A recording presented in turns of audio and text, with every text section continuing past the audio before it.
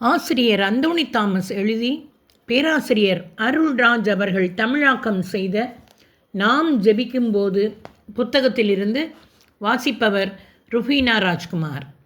கடவுளுடன் நெருக்கம். நிலையாக தொடர்ந்து செய்யும் ஜெபம் நமது வாழ்வில் கடவுளுக்கும் நமக்கும் உள்ள நெருக்கத்தை அதிகரிக்கும். தனி ஜெப நேரமானது எல்லாம் வல்ல கடவுளாகிய ஆண்டவருடன் ஒரு ஆழமான நெருக்கத்திற்கு கொண்டு செல்ல தூண்டுகிற ஒரு இசைக்கருவியாகும். அவர் நம்மை உருவாக்கியவர். அவர் நமது தந்தை. எபேசியர் 3வது அதிகாரத்தில் 14-15 வசனங்கள். அவர் நமது அன்பர். எரேமியா 31வது அதிகாரத்தில் 3வது வசனம். அவர் நமது உதவியாளர். எசையா 41வது அதிகாரத்தில் 10வது வசனம். அவர் நமது தலைவர்.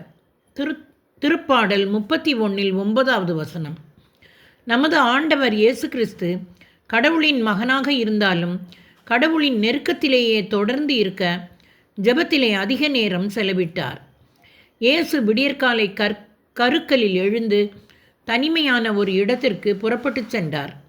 அங்கே அவர் இறைவனிடம் வேண்டிக் கொண்டிருந்தார். மார்க் எழுதிய நற்செய்தி 1ஆம் அதிகாரத்தில் 35வது இறை திருவசனம்.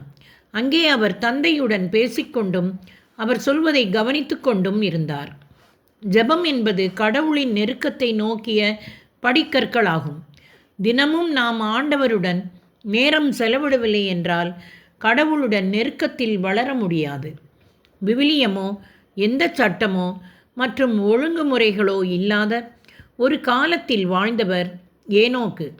அவர் கடவுளிடம் நம்பிக்கை கொண்டு கடவுளுக்கு பிரியமான வாழ்க்கை வாழ்ந்தவர்.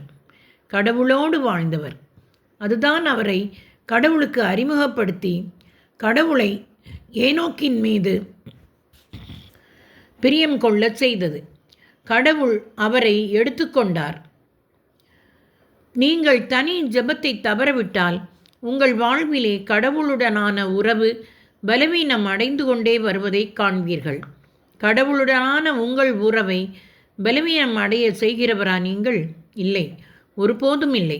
கடவுளை தவிர உங்கள் வாழ்விலே வேறு பல காரியங்களுக்கு முன்னுரிமை தருபவரா நீங்கள்? இல்லை, ஒருபோதும் இல்லை. கடவுளுடனான உங்கள் உறவு சுவை குன்றி ஆர்வமின்றி அலுத்துவிட்ட ஒன்றாக செய்கிறவரா நீங்கள்? இல்லை, ஒருபோதும் இல்லை. தொடர்வோமா நண்பர்களே?